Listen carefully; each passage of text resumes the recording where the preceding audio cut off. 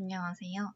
장애물 객체의 회전 벡터를 이용한 VR 환경에서의 효율적인 음향 처리 및 합성 논문을 발표하게 된 강남대학교 박성아 박수연입니다.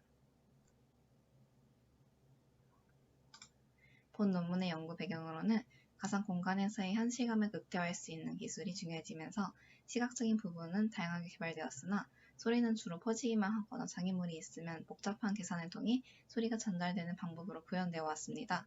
하지만 가상 공간에서 단순히 소리가 퍼져나오는 것은 몰입감을 저해하며 복잡한 계산을 이용하여 실시간 어플리케이션을 활용이 어려워진다는 단점이 있습니다. 그래서 저희는 이 문제를 해결하고자 가상 공간에서 객체의 회전 벡터를 이용해 소리를 효율적으로 처리하는 방법을 제안하고자 합니다. 본 논문에서 제안하는 과정으로는 첫 번째 소리 근원지가 고려된 소리의 회전 벡터를 계산하는 것입니다. 다음 그림과 같이 장애물 객체는 사각형과 같이 각진 형태의 장면을 설정하였고 A 그림에서 파란색 점은 소리의 근원지이며 장애물의 위치와 소리의 근원지는 사용자가 설정 가능한 값입니다. 그 후 우선 B 그림처럼 소리와 가장 가까운 장애물 면을 찾고 사운드 에너지가 면과의 충돌을 통해 양방향으로 퍼질 수 있는 분기점인 초록색 점을 찾아 계산하게 됩니다. 소리가 퍼질 때 양의 방향에 해당하면 붉은색 선, 음의 방향에 해당되면 파란색 선으로 설정하였으며 각 3분의 개수는 장애물 정점 n개의 기점으로 n 플러스 1 나누기 2개만큼 나눠 가지게 하였으며 만약 홀수일 경우 양의 방향으로 한 번 더 돌게 설정하였습니다. 그 다음으로는 면과 선을 기준으로 내 외부 판단이 필요합니다. 이를 위해 첫 번째 그림처럼 선분의 중심점이 빨간색 점을 기준으로 상하 좌우 초록색 4개의 점을 찍어서 해당 선을 이루는 두 정점과 x, y 값 중 같은 좌표를 제외하고 남은 좌표를 이용하여 내부에 있는지 아닌지 판단합니다. 최종적으로 이를 통해 A 그림과 같이 장애물 면선을 기준으로 어디가 장애물의 외부임을 알려주는 초록색 점을 저장합니다. 또한 그림 B처럼 장애물의 정점을 이용하여 벡터의 순서를 설정합니다. 장애물이 있다고 가정할 때 첫 번째 정점의 인덱스를 1이라고 임의로 지정하고 시계 방향으로 인덱스를 증가시킵니다. 그 다음은 벡터를 그릴 영역을 정합니다. 벡터를 그릴 영역은 다음과 같이 직선 영역, 회전 영역으로 나누어집니다. 먼저 직선 영역은 현재점, 다음점을 이용해 계산합니다. 그 후 이전 페이지에서 설명한 내부 외부 판별을 통해 벡터를 그려질 영역을 정해주고 벡터를 그려주게 됩니다. 다음은 회전 영역의 경우 현재점, 이전점, 다음점을 가지고 계산되는데 현재점이 4번점이라고 했을 때 3번, 5번을 이용해 계산되게 됩니다. 현재점과 이전점, 현재점과 다음점의 중심을 찾고 그 중심의 위치가 장애물의 내부인지 외부인지 판별을 통해 내부면 밖에 그려지도록 하고 외부라고 판별되면 그대로 외부에 그려지도록 하였습니다. 그렇게 되면 벡터의 모양은 세 번째, 네 번째 사진과 같으며 이를 외부 요소에 아무런 영향을 받지 않고 장애물을 따라 흐르는 기존 벡터라고 지정하였습니다. 두 번째 과정은 장애물 객체의 컨볼루션 맵을 이용한 효율적인 외부 벡터 계산입니다. 그 이유는 기본적으로 소리가 일정 거리 떨어질 경우 감소하는 특징을 고려하여 소리가 들려주는 범위를 설정해주기 위함입니다. 이때 장애물의 외형을 타고 퍼지는 소리를 표현하고자 하므로 장애물의 형태를 고려하여 유한한 범위를 설정해 주었습니다. 이를 위해 장애물의 형태를 확대해 범위를 지정해주고자 하였고 컨볼루션 피터링을 통해 피그 5 그림과 같이 장애물의 형태를 스무딩할 수 있는 맵을 계산해 주었습니다. 여기서 스무딩을 적용한 이유는 장애물의 외곽선 부분이 점점 연해지면서 퍼지는 특징이 있는데 이 특징인 소리가 점차 감소하면서 퍼지는 형태와 유사하므로 본 논문에서는 위 방법을 활용하여 외부 벡터 방향을 계산하였습니다. 스무딩의 경우 피그 6 그림 B처럼 가우시안 블러를 7번 적용하여 스무딩 맵을 추출하는데 사용자가 지정한 임계 값을 두어 스무딩 값이 값보다 큰 경우 찾아 외곽선에 해당하는 지점이 외곽점인 그림 B, C 분홍색 점을 추출했습니다. 외곽점의 경우 해당 좌표에서 공간 미분을 통해 기울기를 구했으며 이 값을 기반으로 바깥쪽으로 퍼지는 장애물 객체의 외부 벡터를 계산하였습니다.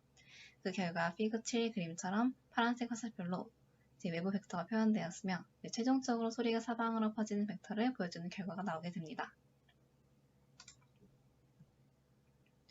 주위에 아무것도 없는 환경에서 소리가 퍼져나가면 등방성하게 퍼지게 되지만 장애물이 있으면 소리는 장애물의 영향을 받아 흐름이 변하게 됩니다. 이를 표현하기 위해 장애물의 형태와 바깥쪽으로 퍼져나가는 벡터의 외부 벡터를 이용하여 소리의 흐름을 합성합니다. 소리의 합성은 장애물이 있을 때 장애물 주위를 흐르는 소리인 기존 벡터. 기존 벡터 중 장애물에 가장 가까운 내부 벡터. 이제 외곽에서 계산해준 외부 벡터 이 세 가지를 이용하여 계산하게 됩니다. 두 번째 그림 B 위치에서 소리를 합성한다고 하였을 때 현재 위치의 벡터에서 직선으로 쭉 뻗어나가 만나는 외부 벡터와 현재 위치로부터 가장 가까운 내부 벡터를 찾고 그 벡터들과의 거리를 구해 1- 거리만큼 가중치를 주어 합성하면 이제 빨간색 벡터와 같은 계산된 벡터가 나오게 됩니다. 이렇게 모든 점을 계산하게 되면 오른쪽 아래 피그 9 그림과 같은 결과가 나오게 됩니다. 벡터들을 보았을 때 장애물의 모양에 따라 흐름이 결정되며 장애물에서 멀어질수록 퍼져나가는 모습을 볼 수 있습니다. 세 번째 과정은 사운드의 흐름 벡터 계산으로 각 위치에 따른 소리의 크기를 화살표의 색으로 표현하여 방향과 강도를 모두 동시에 표현하는 방법에 관해 설명하고자 합니다. 기본적으로 소리의 크기는 앞에서 언급한 스무딩 필터를 적용하게 되는데 그 이유는 스무딩 맵이 장애물과의 거리를 고려한 감수를 표현할 수 있기 때문입니다. 결과적으로 소리의 근원지와의 거리 가중치값 알파와 장애물에서부터 떨어진 점으로 나타낸 스무딩 맵에 대한 가중치값 베타를 합한 알파 플러스 베타 나누기 2를 통해 평균값을 계산했고 이를 다시 최대값으로 나누어 모든 값이 0에서 1 사이의 값으로 표현되도록 하였습니다. 그 결과 피그 10 그림과 같은 결과가 나오며 화살표 색상에 따라 위와 같은 소리 크기를 판별할 수 있습니다. 이러한 결과를 통해 소리의 근원지인 파란색 점으로부터 소리가 퍼져나가면서 장애물의 모양을 반영해 흐르는 방향의 형태와 소리 근원지와의 거리, 장애물과의 거리를 고려해 감소하는 소리의 크기 형태를 시각적으로 볼 수 있습니다. 다음은 저희 결과가 실제로 가상 환경에서 소리가 잘 반영되는지 사운드 실험해 보았을 때입니다. 왼쪽 사진을 보시면 빨간색 부는 소리의 근원지이고 소리가 퍼져나가는 것을 유니티에서 그라데이션으로 표현하였습니다. 빨간색에 가까울수록 소리가 크면 파란색에 가까울수록 소리가 작습니다. 오른쪽 영상을 실행해보면 리스너를 움직여 소리의 크기 변화를 살펴보는데 멀리 갈수록 해당 지점의 색상과 같이 작거나 크거나 들리는 것을 볼 수 있습니다. 이를 보아 실제로 소리의 변화가 잘 나타나는 것을 확인할 수 있습니다.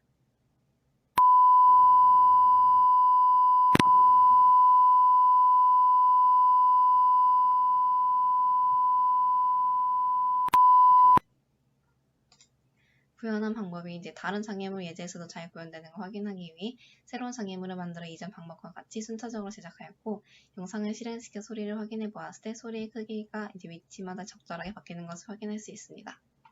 결론적으로 본 논문에서는 앞에와 같은 과정을 통한 회전 벡터를 이용해 장애물 객체가 존재하는 가상 환경에서의 실시간 소리의 크기를 제어하는 방법을 제시하였습니다.